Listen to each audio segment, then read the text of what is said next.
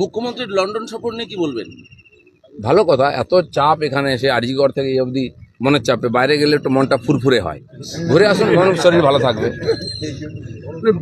বিনিয়োগকারীদের এখানে আসার জন্য আহ্বান জানাচ্ছেন লন্ডনে। উনি তো 15 বছর ধরে জানাচ্ছেন, কেউ এসেছে?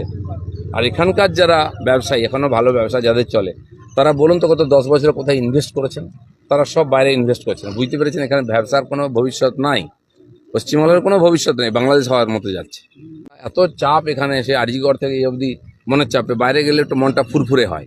ঘুরে আসুন, মানুষ শরীর ভালো থাকবে। দিলীপ ঘোষের পাশে কাউকে দরকার নেই। দিলীপ ঘোষকে কে কোন ঠাসা করবে?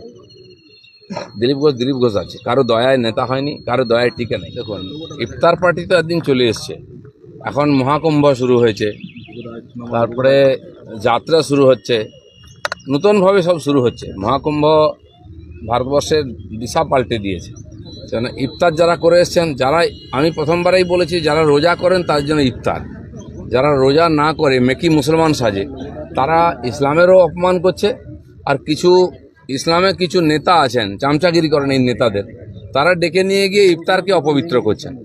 সেজন্য যারা ইফতার করছেন, রোজা করছেন, তারা ইফতার অবশ্যই করবেন, তাদের অধিকার আছে, আমরা তাদেরকে শুভেচ্ছা জানাই। কিন্তু এই যারা মেকি মুসলমান, কখনো তিলক, কখনো দাড়ি, কখনো টুপি রেখে কেউ নামাজ পড়ছে, কেউ ইফতার করছে, এদের থেকে যেন মুসলমান ভাইরা সাবধান থাকে। তাহলে কি বলবেন, এটা কি যাদবপুর বিশ্ববিদ্যালয় নাকি মাদ্রাসা? এই ইফতারের তো অনেক জায়গায় রাষ্ট্রপতি ভবনে হয়েছে। ইফতারের রাজনীতিটা বন্ধ হোক, ইফতারকে ইফতার হতে দিন, শিবরাত্রি হতে দিন। আমি তো একাদশী উপবাস করি, কালকে করেছি। আমি তো বলতে জানি লোককে এ সমস্যা একাদশী কর, যার শ্রদ্ধা যেটা সে সেটা করুক, কিন্তু মাঝখান থেকে ঢুকে গিয়ে এই ধান্দাবাজগুলো সব কিছু গুলিয়ে দিচ্ছে।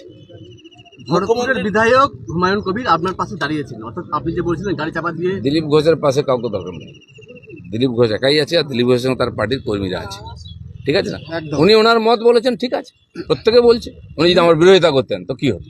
আর হুমায়ুন কবিরের সঙ্গে আমার বন্ধুত্ব ছিল তখন, এখনো আছে। আমাকে গালাগালি দিয়ে আর প্রশংসা করুক, তার জন্য কিছু যায় আসে না। আপনাকে কোন ঠাসা করা হচ্ছে বলে বলছিলেন তিনি। দিলীপ ঘোষকে কে কোন ঠাসা করবে? দিলীপ ঘোষ আছে, কারো দয়ায় নেতা হয়নি, কারো দয়ায় টিকে নেই। দিলীপ ঘোষ সাধারণ মানুষের সঙ্গে আছে, তারা আমার সঙ্গে। সকালবেলা দেখুন 50 জন আমার সঙ্গে মাঠে হাঁটছে। তো কি আমি কি দিয়েছি ওদেরকে? আমি এসেছি আজকে আমার কর্মীরা আনন্দের সঙ্গে, যারা কোনোদিন উঠে না, 6টার সময় এসে রাস্তায় দাঁড়িয়েছে। আর এইভাবে লড়াই করে আমরা পার্টি দাঁড় করিয়েছি। মুখ্যমন্ত্রীর লন্ডন সফর নিয়ে কি বলবেন? ভালো কথা, এত চাপ এখানে এসে আরজিকর থেকে এই অবধি মনের চাপে বাইরে গেলে একটু মনটা ফুরফুরে হয়। ঘুরে আসুন, মানুষ শরীর ভালো থাকবে। বিনিয়োগকারীদের এখানে আসার জন্য আহ্বান জানাচ্ছেন লন্ডনে। উনি তো 15 বছর ধরে জানাচ্ছেন, কেউ এসেছে? আর এখানকার যারা ব্যবসায়ী, এখনও ভালো ব্যবসা যাদের চলে, তারা বলুন তো গত 10 বছরে কোথায় ইনভেস্ট করেছেন? তারা সব বাইরে ইনভেস্ট করেছেন। বুঝতে পেরেছেন এখানে ব্যবসার কোনো ভবিষ্যৎ নাই, পশ্চিমবঙ্গের কোনো ভবিষ্যৎ নেই, বাংলাদেশ হওয়ার মতো যাচ্ছে। আপনারা যে স্লোগানটা দেন, পুলিশ তুমি উর্দি ছাড়ো, তৃণমূলের ঝান্ডা ধরো, তাকে চাপড়া থানার আইসি পুলিশের তৃণমূলের উত্তরে পড়ে মঞ্চে বসে আছেন, এটা কি আপনাদের কথার যে প্রতিফলন সেটা কি দেখা যাচ্ছে? সে তো এটা হয় বলে আমরা স্লোগান দিয়েছি, এমনি নয়। এখন কে কত তাঁবিদারি করতে পারবে, কে কত চামচাগিরি করতে পারবে, চটি চাটতে পারবে, তার প্রতিযোগিতা চলছে। আমি ভাই, কাল পাল্টে গেলে কোথায় যাবে? তোমাকে তো চাকরি করতে হবে, বউ বাচ্চা আছে, নিজের ভবিষ্যৎ আছে। নিজের ভবিষ্যৎ নষ্ট করো না এই চোরদের সঙ্গে থেকে। অ্যাকচুয়ালি মেলা যৌথ বা অযৌথের কোনো ব্যাপার নেই। আমরা কেউ যদি ঠাকুরবাড়িতে না থাকি, এখানে মেলা হবে। আর 1953 সাল থেকে এই মেলা হয়ে আসছে। তো সেখানে আমরা যদি কেউ বংশধরা নাও থাকি, তাও মেলা হবে, কারণ মতুয়া ভক্তরা শ্রীধামে আসবে, তারা স্নান করবে। আমরা যতটুকু তাদের সুবিধা পাইয়ে দিতে পারি, সেটাই হচ্ছে আমাদের মেইন কর্তব্য। আমাকেও ধন্যবাদ জানাবো যে আমার ভেতরে চিত্তনিষ্ঠ হয়েছে যে আমরা সব মিলেমিশে একসাথে করছি। তো বিষয় হচ্ছে হাইকোর্টের যে পারমিশন, সে পারমিশনটার মেইন ম্যাটার হচ্ছে মেলা অ্যাকচুয়ালি অফিসিয়ালি পেপারস কি হতে পারে, কার হতে পারে।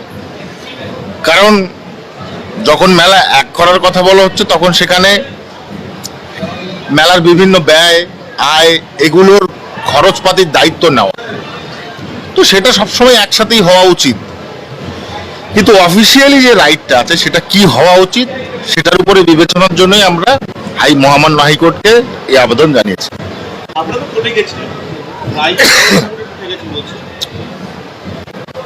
জেলা পরিষদ রায় দিয়েছে, জেলা পরিষদ তাদেরকে রায় দেবে, স্বাভাবিক ব্যাপার। মহামান্য হাইকোর্ট জেলা পরিষদের সেই রায়কে স্বীকৃতি দিয়েছে। এখনো হাইকোর্টের বিভিন্ন অর্ডার পেন্ডিং বাকি আছে, সেটার জন্য অপেক্ষা করতে হবে। আমি তো বলেই দিলাম সমস্ত কথা একবারে, যে এখানের যে আয় ব্যয়ের হিসেব সেটা যৌথভাবে করা ভালো। আর আমি যদি নাও থাকি, আমরা যদি নাও থাকি, মেলা চলবে, এখানে কারোর দরকার পড়বে না মেলা চালানোর জন্য।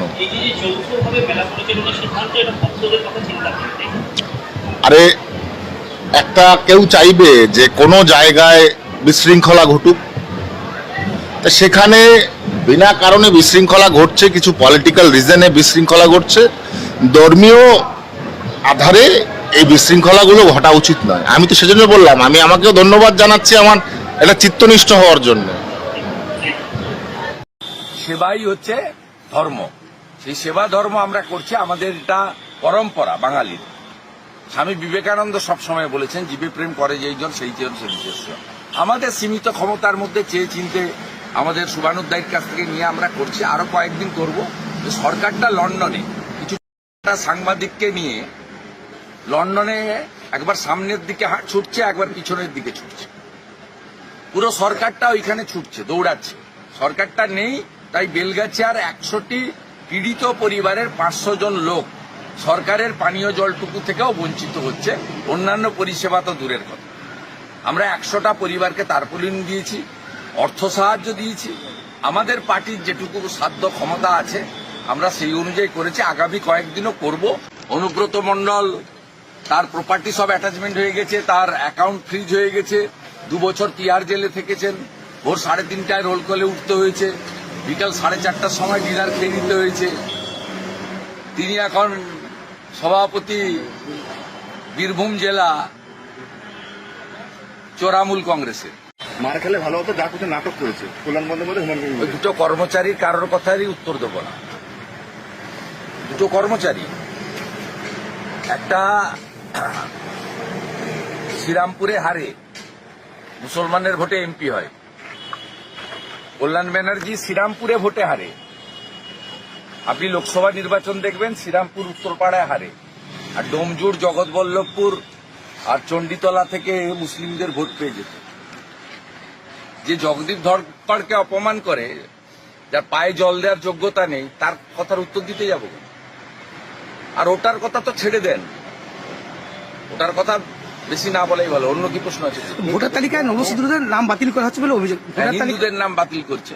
কালকে আমরা ডিটেলসে বলেছি, হিন্দিভাষী বাঙালি এবং নমশূদ্র বাংলাদেশ থেকে আসা হিন্দু আমরা করতে দেব না, আমরা করতে দেব না। কালকে আমাদের প্রোটেস্টের পরে 28 তারিখে রাজ্য নির্বাচন কমিশন সিও, যিনি ইনচার্জ আছেন, তিনি মিটিং ডেকেছেন, আমাদের দলের প্রতিনিধিরা যাবে। এবং দুটো ব্লকে ঘটনা ঘটেছে, কৃষ্ণনগর 2 এবং বাগদা, দুটো ব্লকেই যাদের নোটিশ করেছেন তাদেরকে আমরা বলেছি যে কড়া ভাষায় উত্তর দিতে।